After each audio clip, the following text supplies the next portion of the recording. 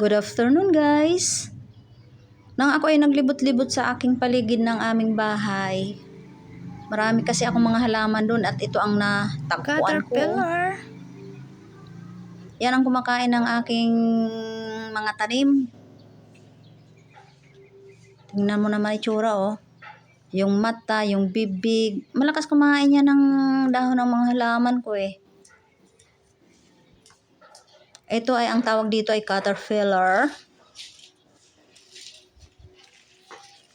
Magkakaroon yan ng balhibo pag naging brown na yan. Magkakakulay yan ng brown. At yan magkakaroon ng balhibo. Ang tawag doon ay higad. Makati yun. Kaya kayo mag-ingat dito sa ganitong uri ng uod. Ito naman ay aking tanim na. Magandang klaseng halaman din ito. Sa aming paligid ng bahay din yan. Ayan, ang ganda ng kulay niya.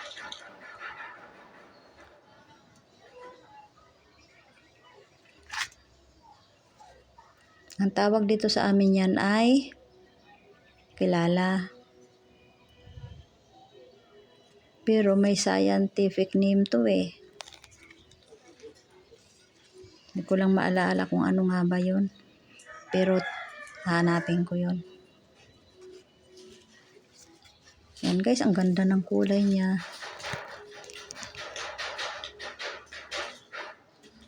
Medyo umulan kaya kala mo may tubig. Ulan yan. Tumila lang ang ulan tapos nakapag-video ako.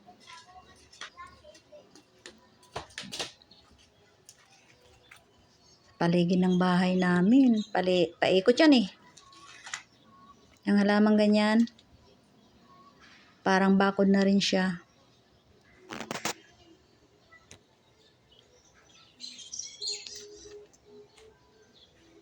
Ito ay halamang gamot din yan.